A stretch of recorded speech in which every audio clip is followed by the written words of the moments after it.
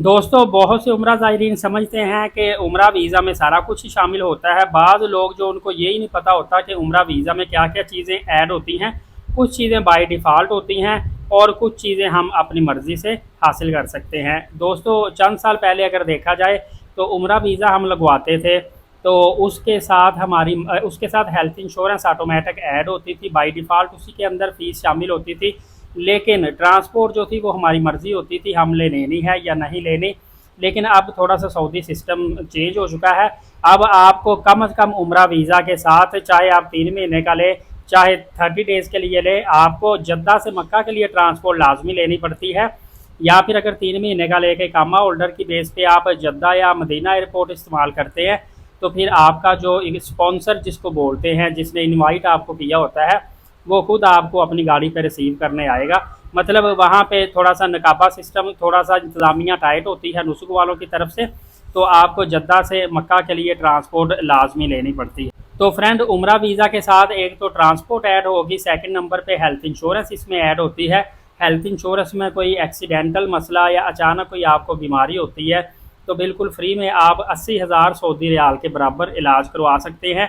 लेकिन ये पार्टीशन होती है किस बीमारी का कितना इलाज है। जिस तरह पाकिस्तान इंडिया में हेल्थ इंश्योरेंस करवाते हैं डिफरेंट कंपनीज़ की तरफ से, सेम इसी तरह ये इंश्योरेंस थर्ड पार्टी कंपनी की तरफ से होती है, लेकिन वीज़े के अंदर ही इंक्लूड होती है। जिस तरह के हम एयरलाइन टिकट करवाते हैं तो उसमें हमारी ट्रैवल इंश्योरेंस भी बाई डिफ़ॉल्ट होती है। दोस्तों आपको बताता चलूँ कि उम्रा वीज़ा के अंदर एक तो सऊदी अरब में चूँकि हम उम्रा की गर्ज से जा रहे होते हैं तो वहाँ पे जो मुकर्रर मुद्दत होती है जितनी देर के लिए हमने स्टे करना है, एक तो उम्रा वीज़ा के अंदर वो शामिल होती है, दूसरा मैंने इंश्योरेंस आपको बता दिया, तीसरा नुसुक एप्लीकेशन के ज़रिए से हम उम्रा की अदायगी के लिए रोज़ा रसूल सल्लल्लाहु अलैहि वसल्लम की ज़ियारत के लिए ज़रूरत के मुताबिक वहाँ से बुकिंग कर सकते हैं। रियादुल जन्ना का परमिट बुक हो जाता है, वहाँ से उम्रा का परमिट भी बुक होता है। इस तरह ज़ियारत वगैरह दीगर सर्विसेज भी हम बुक कर सकते हैं।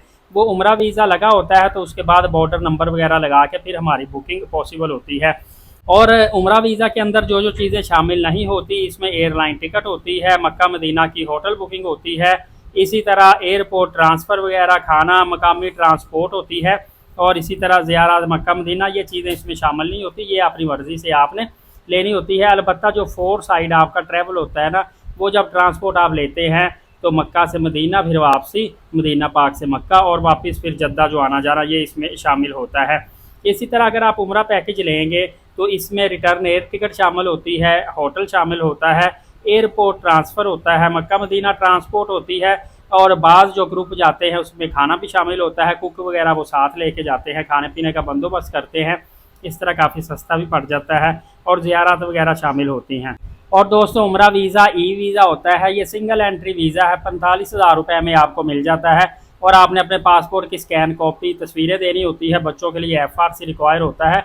बिल्कुल सिंपल से डॉक्यूमेंट्स के साथ ये 24 घंटे से लेके, पहले तो आधे घंटे में भी वीज़ा आ जाता था, अब बाज़ औक़ात 24 घंटे से लेके 48 घंटे के अंदर अंदर वीज़ा आ जाता है। अगर आपका कोई एम्बेसी केस आ गया, मतलब कि कोई एरर वगैरह आ जाता है सेंड टू एम्बेसी, तो वो या तो पेंडिंग में चला जाता है, फिर वीज़ा आपका लेट लगता है, बायोमेट्रिक आपको करवानी पड़ती है।